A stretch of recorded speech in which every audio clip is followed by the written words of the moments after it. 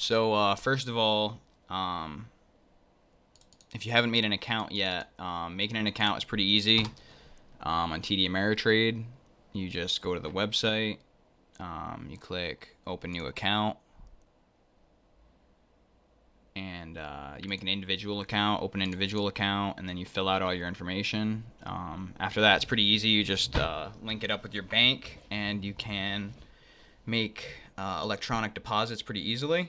This is TD Ameritrade is like the best for trading, in my opinion. You can also use Robinhood, which is a little bit more simple to trade with, but at the same time, you can't really trade well with Robinhood. You can't do charting, and it's just the tools available aren't very good. So there's a lot of people that just trade with Robinhood, but I really don't recommend it.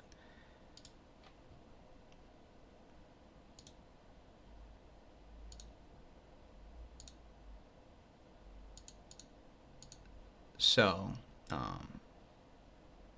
if you haven't made an account, you can always go and you can make a paper money account for your for charting.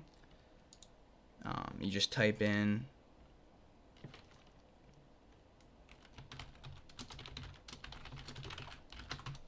TOS paper money account and register for paper money, and then you can just say no, and then you just create a put all your information in, and you create a login, and then you have the Thinkorswim paper money.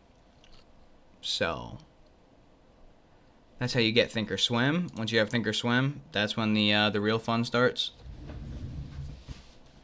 Do I have any questions so far?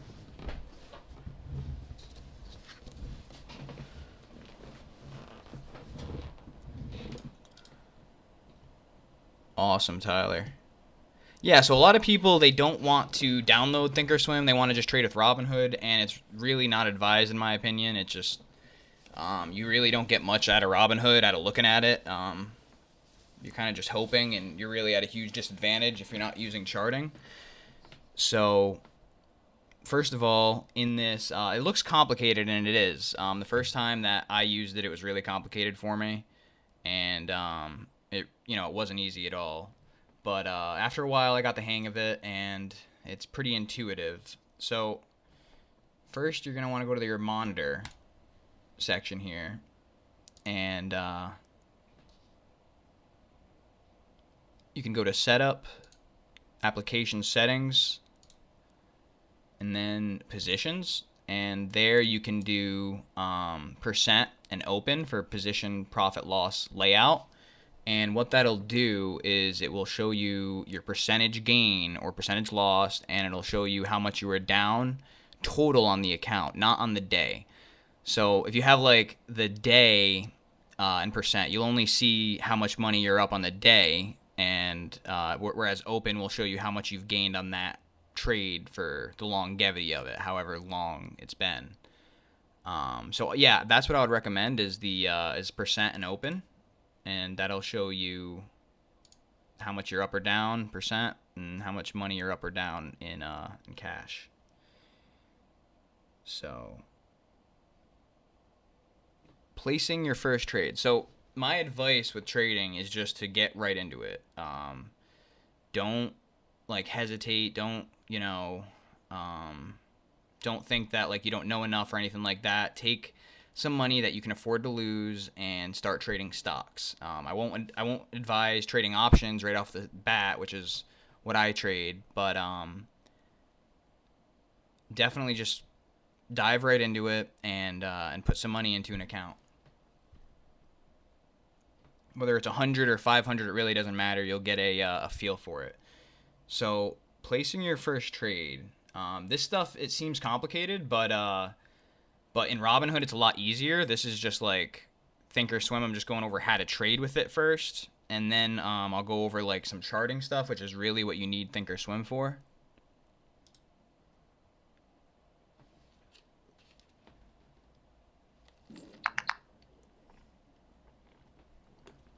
So placing your first trade with Thinkorswim, you're going to go to the trade section here, and And you're going to click on the ask, and basically the bid and the ask. The bid is what people are asking for. That's like basically the bid is what people are trying to buy it for, and the ask is what people are trying to sell it for. So it's kind of like, you know, if somebody has a car and they want to sell it for $40,000, that's the ask. Like I'm asking $40,000 for this car, but you know, people are bidding. They're like, oh, I'll give you $30,000, and that's kind of what that is. So and then the difference between the two is the spread. So right now, that spread is huge just because it's after hours. It's not accurate. If you go to QQQ, that's traded 24 hours a day, so that'll be tighter. As you can see, this spread is only 8 cents. It's 323.9 and 323.98. So if you want to trade this stock, you just click the ask, and then here it'll show up. Buy 5 at 324, limit. So now, placing your first trade, you have a limit order and you have a market order. So if you're in a stock that you're just getting into, then you're going to want to use if this stock is slow moving, let's say, and just going sideways, you're going to want to just use a limit order. But if it's moving fast and you want to get in, and you know you want to get in immediately, you can use a market order, and they can, you know, sometimes they're effective, sometimes they make sense. But if you're like day trading, they don't, you know, because limit will be so that like you get the best fill. Limit means if I put a limit right now at let's see, at 323.98, that means that I'm only going to pay that much or less. So I would immediately get filled on that. And it'll show you how much money you're spending. It'll show you your commissions and all that, and then you send the order. But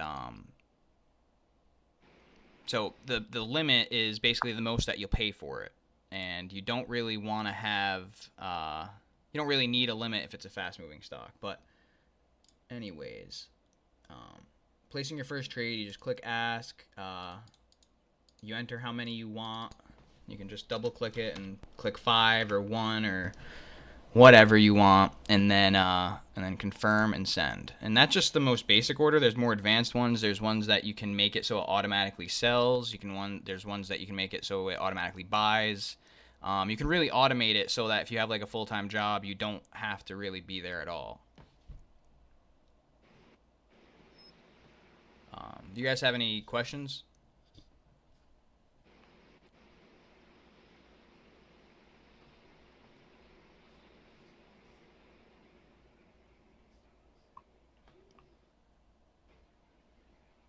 So when you're starting out, I recommend swing trading, not really day trading. And swing trading involves like buying it today at whatever time, doesn't matter when, and then holding it for at least a day. And when you do that, all your money is free to trade the next day. If you have a margin account. So basically, I mean, there's a lot of intimidating stuff in starting an account and stuff. There's like margin accounts, there's cash accounts, there's just a lot of stuff, mumbo jumbo, that goes with trading. So a cash account basically just means you don't have any margin, which margin is when you can use money that the institution gives you. So like if you have 3,000, you have a margin account, you can use 6,000. And with that, you only get 3 day trades per week.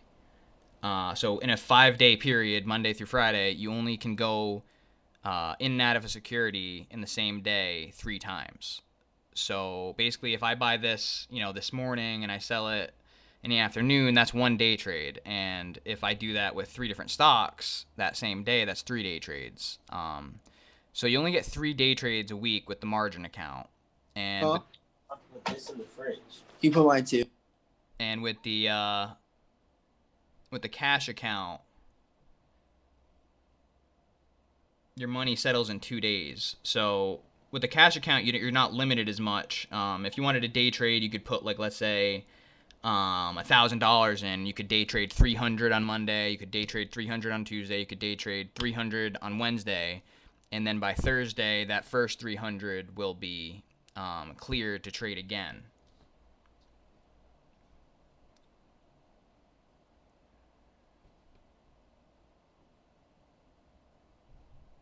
So that's basically it. That's nothing too crazy there. It's cash account or margin account. I recommend if you want to just swing trade and stuff, I'd recommend just a margin account. Which is what I recommend doing, is not day trading. Swing trading is a lot easier, especially for people that have jobs and stuff, because day trading is, you have to be really on top of it, and it's just not as easy to day trade, and it's not as rewarding, really. I mean, if you get into a trade in the morning and then like it flies by the afternoon, like yeah, you might want to sell it, but that's about it. So that's how you trade. This is all the options. That's what I trade. I'm going to be doing a class on that eventually. They're a lot more complicated, but you can also make a lot more money with them.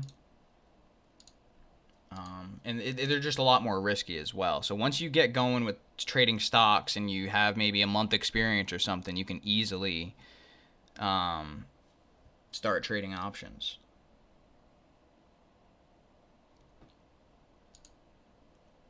What is trading options mean? All right, so trading options is I mean it's a big topic, so I won't dive into it too much. But it's a leveraged instrument. So basically the basic term of it is it's a leveraged way of trading. So I think Penn National is going to go to 110 by Friday. So maybe I'll buy this 110 strike, and if it doesn't go to that, for $100, and if it goes to that, maybe I'll make a couple $100 off the 100. But if it doesn't, then I'll lose all the money. So it's really just a highly leveraged way of betting on stocks. So once you learn how to trade stocks, you're able to trade options. But I wouldn't trade options without learning how to trade stocks. So All right. yeah, and I'll be having an options class eventually. So this is a scanner. You can like scan for stocks. There's like top 10 sizzling stocks. There's percent change gainers, percent change losers, and you're able to scan for those. And if the market was open, you'd be able to like scan for a lot, but it's not. So yeah, there's that. You can also just look online. Wait. So if I buy a stock, hold on. If I buy an option as it's going up, and I set it for let's say just a half price higher, and I know it's gonna hit that stock, will I make money? What do you mean? So this stock right here, right? It's at 107.79. Right? So let's say it hit 106, right? And I buy the option to buy it at 107, and it hits 107. Will I make money? It depends on the amount of time that it takes, but if it like instantly does it, then you will make money. But Okay. but yeah, options are they're really complicated. I think I'll do a class on them next week, because that seems like something that a lot of people will be into. For sure. But I bet. first, before you learn options, though, the charting that I'm going to go over is really important. So, I don't know if you chart, but if you don't like chart with Thinkorswim, then I would recommend doing this class.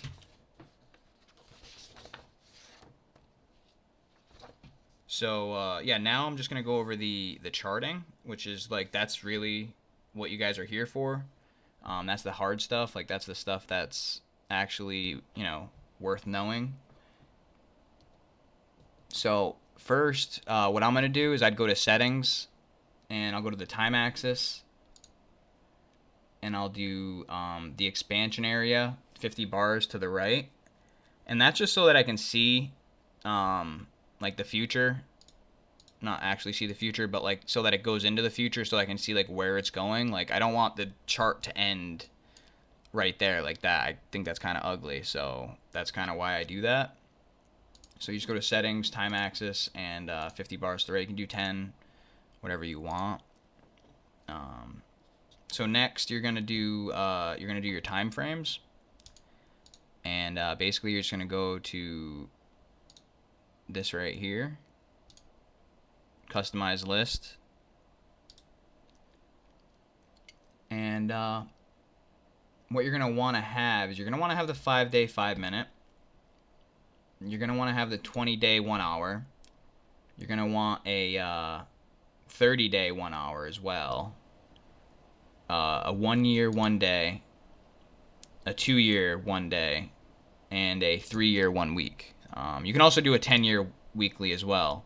And what that means is the left is how many days you're looking back, and then the right is how much time each bar represents. So basically, this is a this is a 2 year 1 day. So this is 2 years of time that it goes back, and each bar represents 1 day of price movement. So as you can see, this stock went to $3 this year, $4, and now it's at 107. This stock was absolutely insane. That doesn't happen often, but that's a pretty awesome move. So yeah, basically you want to look at the daily and you want to look at the hourly when you're swinging stocks. And without looking at those, you won't really have an idea of what it's doing. You know, you don't want to only look at the 5-minute because that's not enough information. That just, like this just shows me it's going sideways. Whereas if you look at the yearly, you can see that it's uptrending and it's going higher.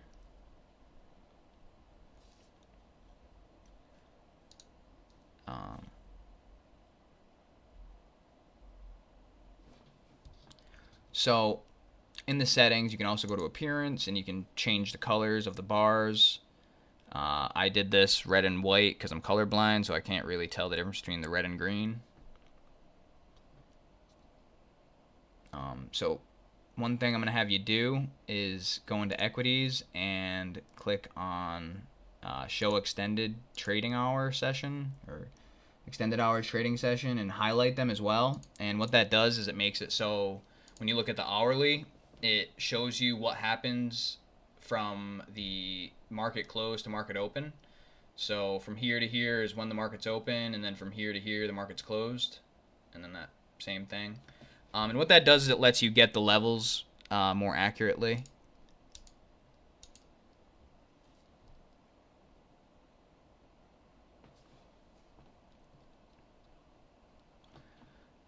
All right.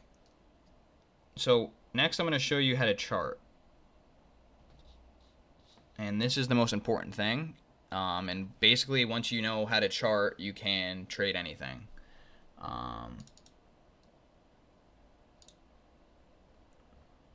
Do any of you guys have a stock that I could go over for you? Like a stock you guys have been looking at or something like that?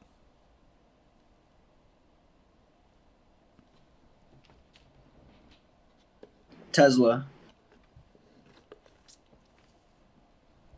All right, Tesla it is. So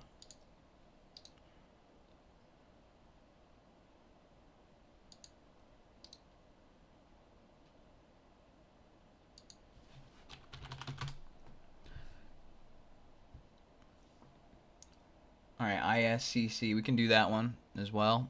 Because I'm going to go over this stuff twice anyway. So first of all, what I'm going to have you do is you're going to go into studies, and you want to put in the most important studies. I'm going to just close out all mine, I guess.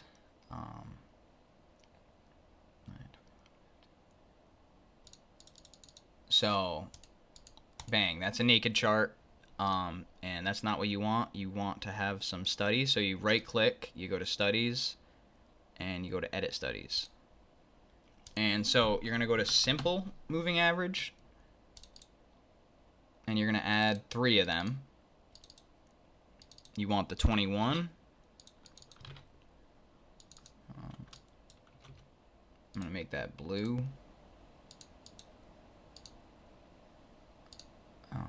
You want the 50.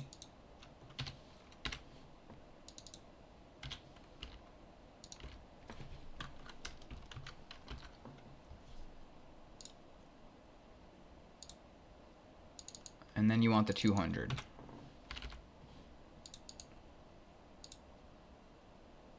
You can make them different styles and stuff so you can like tell the difference. You can make them circles or triangles.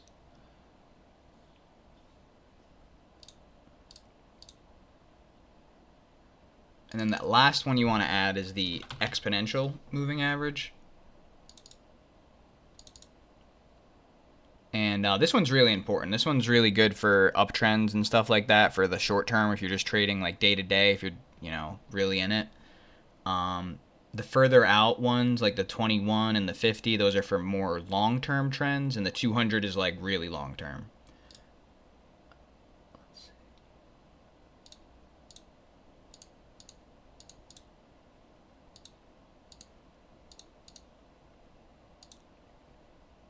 All right, that looks kind of dumb. I'm going to change that.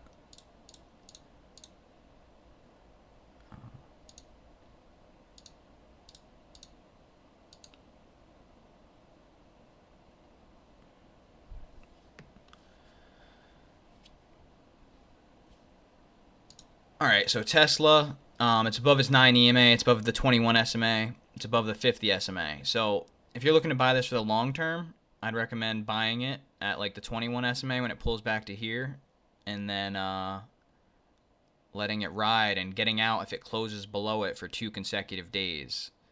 The 50 SMA is also a good place to buy. As you can see, it never really spends time below it. It hasn't since March, so that's also a good place to get in there. And so basically when it's above all of these moving averages, it's a very bullish trend when you have it above the 200, the 50, the 21, and the 9. The 9 EMA is really what it follows when it's in like a strong uptrend. So we got ISCC. I don't know if I've heard of that one. A bullish trend is when a stock is going up. It's trending upwards, really. And then a bearish trend will be down. And I guess that's because like a bull will like ram its head up, and a bear attacks down. So that's bullish and bearish. So LSCC. So we have the 9 EMA, we have the 21, and we have the 50. So right now this thing is pulling back to the 50 SMA. So that would be a good time to buy, it looks like, because, well, actually, I mean, so what you want to do is you want to look back at how it's reacted around that moving average, and that will tell you what might happen in the future. So last time it came down to the 50 SMA, it broke down under it, and then once it broke back over it, became in like an uptrend again. So I might wait until it breaks out, which means that like it doesn't. So right now it's just trading in this range right here. You can draw a box, you can add a drawing, draw a little box here, and what that really is, it's just like. Look, it hasn't gone over 44.08, so you're going to add a drawing. You're going to add a price level and chart that. And then, so it hasn't gone over 44.08, and it hasn't really gone below 42.93. So once it breaks out and it holds out of either one of those ranges, it's going to probably move in that direction. So this stock, for instance, if it trades above, like, let's say 44.5 right here, I'd probably buy it and try to make it to like 46.5, unless you want to buy for like the longer term. You know, maybe you'd wait until it goes over 45. I like to buy things on uptrends, but you can always, you know, do pullbacks as well and buy here, and you know, if it breaks down to here, you get out. So this thing before, it was in a uptrend, and it was in like a trend channel, which you can go here to add a drawing. You can draw a channel, and then as you can see, it hits here and it hits here, and then it hits here and here. So all you really need is 2 hits to make a trend line. It's kind of like the y equals mx plus b equation, where you just need 2 points in order to make a slope. So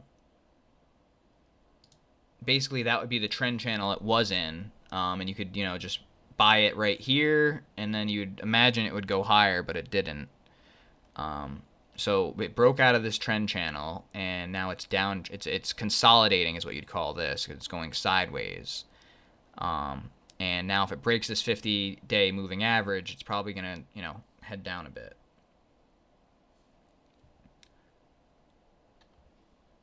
XOM is Exxon Mobil. Exxon Mobil's been doing really well lately. I don't think oil stocks are going to do really great, long term, 5 or 10 years, but I think they could do really good this year.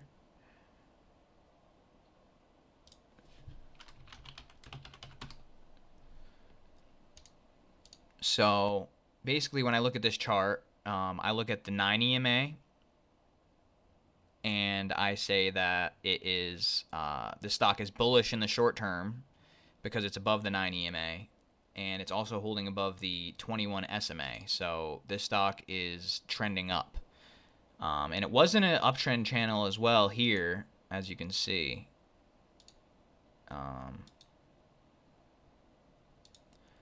And then it broke down and it went sideways, but it held that 200 SMA, which is really important. When a stock breaks over that 200 SMA, it's really big for the trend, and it means like an overall long-term trend reversal. So this is in an uptrend, and it's doing pretty good. I would say it's at a good, pretty decent like buying point if you wanted. I mean, Biden's all for green energy, so I don't know how that's going to affect oil stocks. But basically, all you have to do is you have to just enter the stock and then, find an exit. So, maybe you think it can go up to where it was over here at 55.15. So that'd be like $5.50 per share that you'd make. So maybe you risk down to 46. So if it goes down to 46, you exit, and or if it goes to 55, you exit as well, and you take profits. Yeah, dividends. Yeah. What is the dividends on XOM?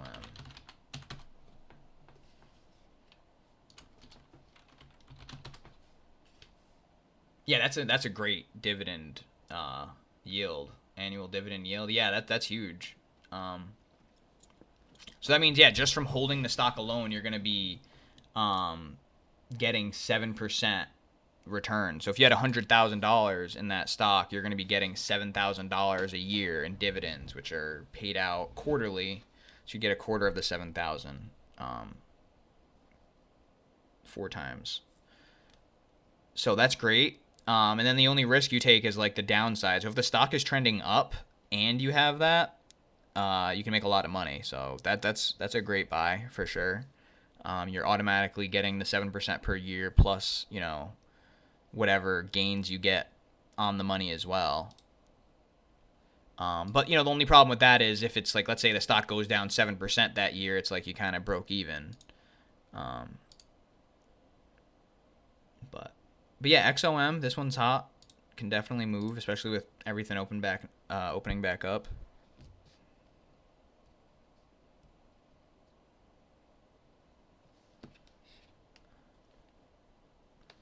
KMI. Yeah, KMI is another good oil stock.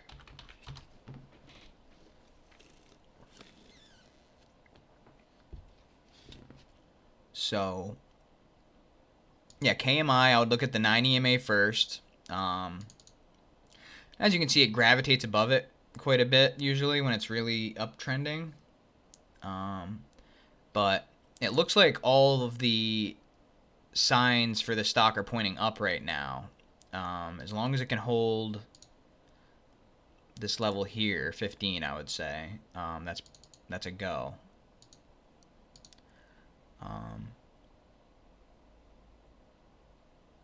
Do you guys have any questions about how to add the 9 EMA, what the moving averages are, or anything like that? Or some more stocks to go over?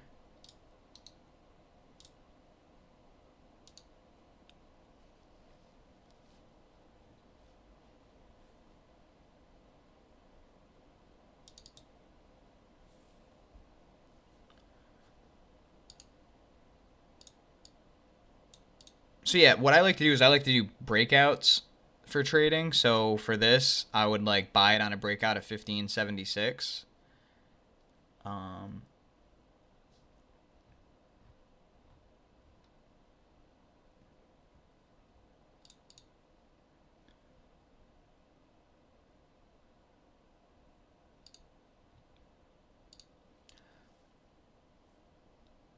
so some good stocks to watch and get into would be the lower price stocks.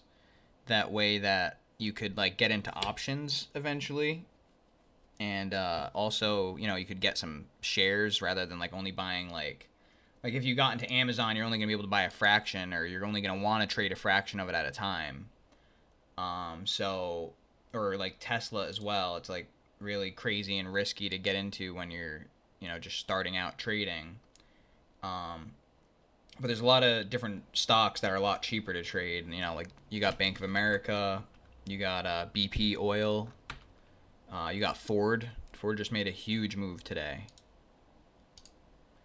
Um, yeah, wow, that was a huge breakout. You see, if you look at the weekly, that 1050 level was huge, and it ripped through it. You got GE,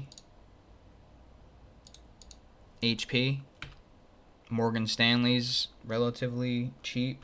Well, it was at least. You got the Royal Caribbean cruise liner, United Airlines, Wells Fargo, United States Steel Corp. These are all cheaper stocks to trade. Um,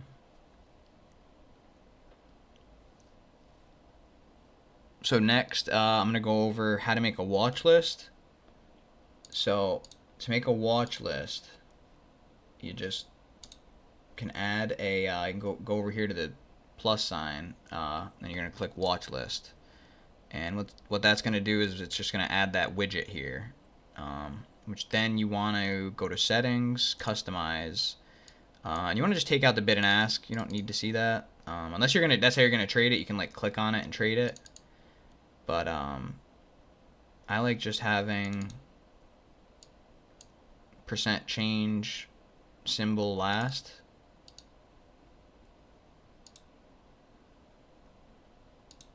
So to make a watch list, you're just going to go to create watch list. You're going to click here, go to create watch list, and then you're going to make a watch list. Let's say fun to trade. So just a few names that a lot of people like to trade: JNUG, Workhorse, Nikola. Let me see. X Steel, Ford, GE, KMI, DraftKings.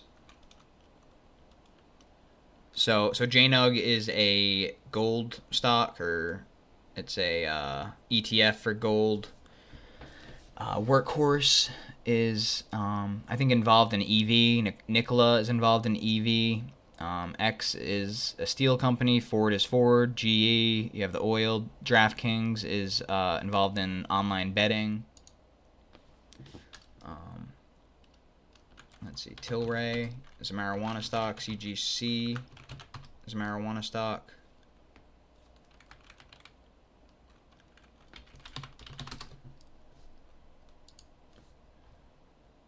So, yeah, to make a watch list, that's all you have to do. Create watch list, and then you can go and you can delete them. You can edit them. Whatever you want. You can have a lot of watch lists. Then also, what else you're going to want to do if you're trading, especially if you're like, active and doing it a lot. I mean, even if not, this is really helpful. Is you're going to want to add a widget, and you're going to want to add live news. So then here you can double click it to bring it up, and you can type in any stock you want, and it will show you the news that just came out about it recently.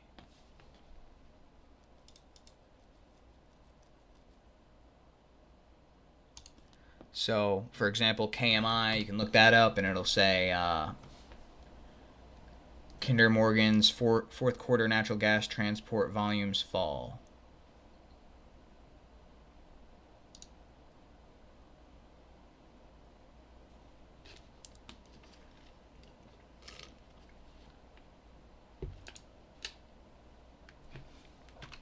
So yeah, you can type in any stock you want, and it'll give you the latest news on it.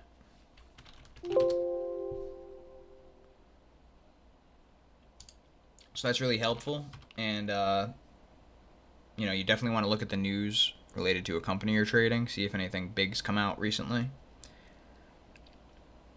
And then, so basically, last but not least, you have your different sectors to trade.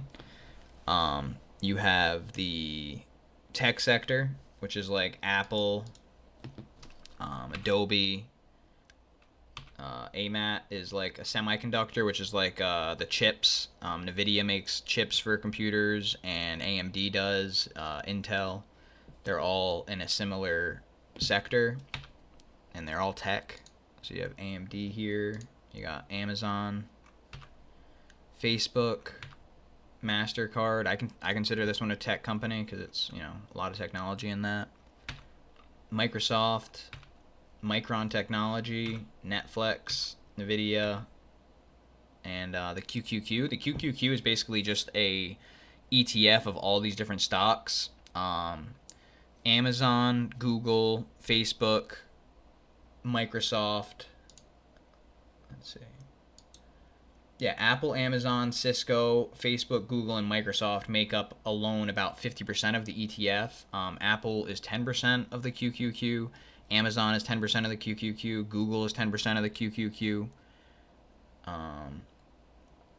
Microsoft, I think, is 5%, and Facebook, I think, is 5%. So if you want to get a piece of all of those, you invest in the QQQ.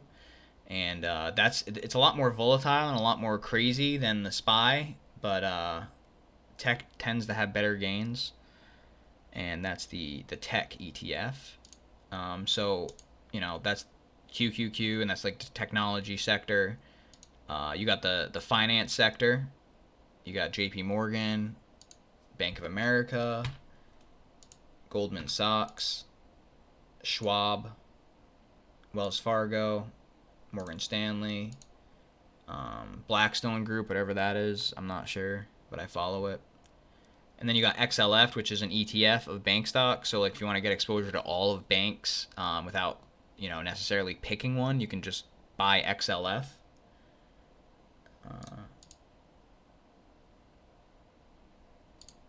Next, you got the oil sector. You got Apache, BP, ConocoPhillips, Devon Energy, EOG, Hess. Some of these you've heard of. Some of them you've never heard of.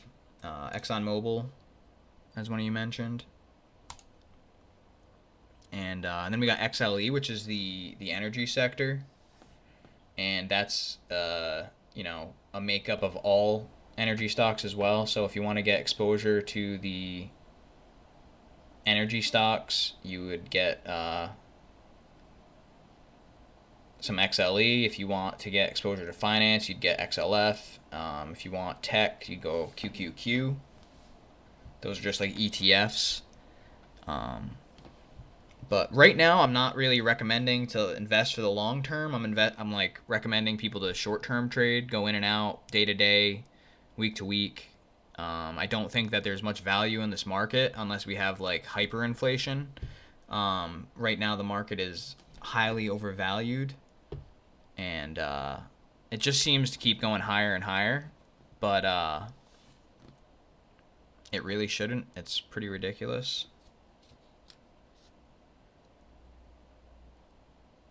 So those the QQQ finance, the oil stocks, all of those that I just went over, those are kind of slow moving stocks, and those are the stocks that like I would recommend you trade options with. Like if you're really looking to trade and do it a lot and get like big monster gains, like you should probably learn how to do blue chip. Short term, I guess in general for everything, I feel like the market has to pull back a lot again, or it should. I mean, it can move up another 50, 100%. The entire market could double or triple or whatever, but we're really in a big bubble right now. And like as you can see, a lot of your friends are getting into trading. A lot of people are getting into trading, and what that means is that the market's getting bubbly. I read this quote in a book, and it said, when your shoe shiner is recommending a stock to you, then that's when the market is at a top. You know, so basically, when everybody of every occupation is trading stocks, then where you're near a top. Because what Wall Street wants to do is Wall Street wants to sell the top to people who don't know what they're doing, which is not right at all. They want to run up the prices to very very high heights, and then they want to sell it to people who have worked very hard their whole life for their money, that are just like, wow, look, there's a lot of opportunity here. And what Wall Street wants to do is they want to sell it to them, and leave you holding the bag, so to speak. I mean, that's kind of the idea that everybody wants to do in the stock market. That's like the cold hard truth, is that the goal is to sell it at the top and buy it at the bottom. And when you sell it at the top, somebody's going to be left with a stock that doesn't gain value again, maybe for years, maybe only a week though. Who knows? So, there are many different ways to trade, but no matter what you are trading, always cut your losses when the stock doesn't seem to be any good. Use your best judgment, and use your own intuition. So, like, what I always recommend is just like, if you don't think it feels that great, if it doesn't look that good, just get out. And, if you're wrong and it goes higher, then whatever, it happened, and you just take note of that. Maybe get a journal and take a note that, oh wow, like, I messed up and it went a lot higher. How was I feeling? Why did I think it was gonna go lower or whatever? But when you're trading, you just wanna get in and be like, oh wow, I think this is a good pick. Like, I think this is gonna go higher. So you put your money in there, and if it doesn't go well, it goes against you. Like 10% max is usually what you want to risk on a stock. Usually you can get away with 5% or even 3% risk. Like, that's how close you can cut it. But the lower the risk, the better. But for example, yeah, so you just get in and you risk your money. So let's say it's $200, you put $200 in, it goes to 180 or whatever, you sell it. If you think it looks bad now, the chart doesn't look good, it broke the 9 EMA, it's just trending down, just get out of it and find something else. And just trust your own judgment, and you'll learn as you go. Every trade is experience. So, even though you may not have much experience, it is best to just use your own judgment when you're trading so that you can learn. And if you have a lot of doubt, get out. When you're losing a lot on a trade, rather than staring at it upset, just get out of it. There's always another opportunity. There's always another trade. There's always another stock. There's always another sector, another industry. There's always something there to trade and make money on. So once you take a trade, if you get out, just go and look for something else. And if you don't find anything, that's just fine. So the best way to get started trading is just by doing it. Buy when you like a company and sell when you don't like it, basically.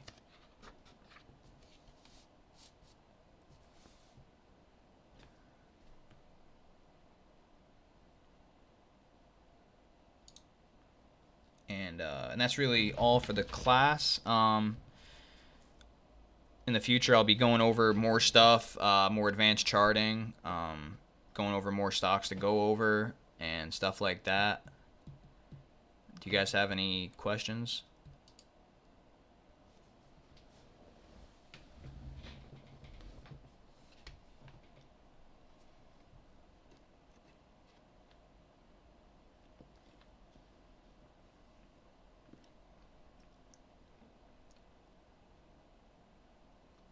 Yeah, so on the website, I post weekly.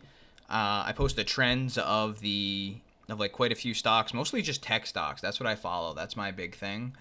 And if you really want to get into this and get into options and stuff, you're probably going to want to follow tech too, because tech is huge.